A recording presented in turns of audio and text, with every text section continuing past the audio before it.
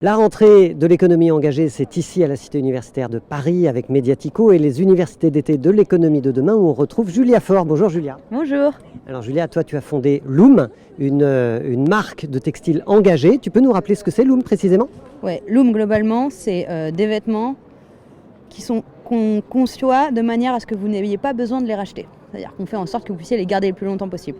Parce qu'ils sont de bonne qualité, parce qu'on ne vous incite pas à en consommer d'autres, parce qu'ils perdent pas en style, etc. quoi. Mais Loom, c'est aussi du coup en tout cas un média, une manière, même si pas aussi bien que Mediatico, mais en tout cas c'est un véhicule qui a pour but de donner plus de transparence et donner plus d'informations aux citoyennes et aux citoyens sur les dessous de l'industrie textile.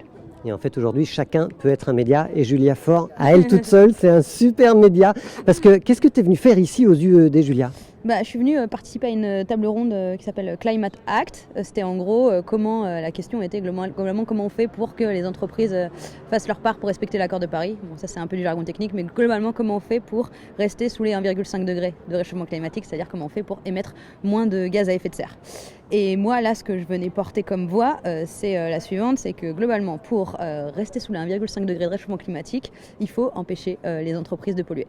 Et que je trouve que dans notre monde aujourd'hui, on est beaucoup en train de se dire ah ben non, ce qu'il faut c'est qu'il y ait des entreprises vertueuses qui émergent.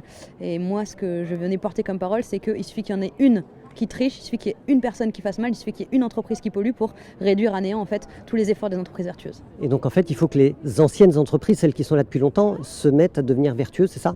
En fait, il faut les empêcher de faire mal. Tu vois. En particulier dans le secteur du textile, parce que le rapport avec le climat, c'est que le textile est extrêmement polluant. Ouais, c'est ça. C'est, en tout cas, selon les rapports, c'est entre 4 à 8% des gaz à effet de serre. Et le truc qui est terrible, c'est que depuis qu'on parle de climat, les gaz à effet de serre du textile n'ont cessé d'augmenter. Et globalement, si on voulait que le secteur textile soit compatible avec les accords de Paris, il faudrait qu'il divise par 3 ces gaz à effet de serre d'ici à 2050. Et globalement, dans le textile, diviser par 3 les gaz à effet de serre, c'est diviser par 3 le volume de vêtements neufs qui est produit chaque année. Alors on espère que c'est possible, et en même temps, la rentrée de Loom, la raison pour laquelle tu es venu ici, c'est parce que tu es en train d'essayer de mobiliser, de créer une coalition. Oui, bien sûr, parce que tu imagines bien que quand on me dit diviser par 3 le volume de vêtements neufs qui sont mis sur le marché, les entreprises qui pensent court terme, qui pensent à leur modèle économique, elles disent non, ça veut dire que je vais vendre moins, donc je vais faire moins d'argent, quoi. Donc la seule manière, les entreprises par elles-mêmes, elles ne vont pas réduire le volume de fringues qu'elles vendent. Elles vont pas le faire. La seule manière de faire que ça arrive au niveau global, c'est qu'il faut qu'il y ait des régulations. Donc nous, avec 250 autres acteurs économiques du textile, des marques, des industriels, des médias, etc., on s'est rassemblés dans un mouvement qui s'appelle le mouvement en mode climat. Et notre but, c'est de faire une sorte de lobbying pour que le secteur textile fasse sa part dans les accords de Paris. Donc c'est plus un lobbying pour nos intérêts économiques, personnels entendus, c'est un lobbying pour l'intérêt général, quoi, l'intérêt de la planète, quoi. Donc voilà, ça s'appelle En Mode Climat. Le site internet s'appelle enmodeclimat.fr. Et voilà, on commence cette grande route du lobbying. Et dans les 250 acteurs qui vous ont rejoint, il y a des gros ? Il y a des relativement gros, il y a 1083, il n'y a pas Nike, il n'y a pas H&M, il n'y a pas Decathlon et tout. Mais il y a 1083, il y a Asphalt, il y a Patine, il y a des acteurs comme ça, il y a Slow We Are, en tout cas, il y a des gens emblématiques du secteur du textile, il y a Picture Organic Clothing, etc. quoi.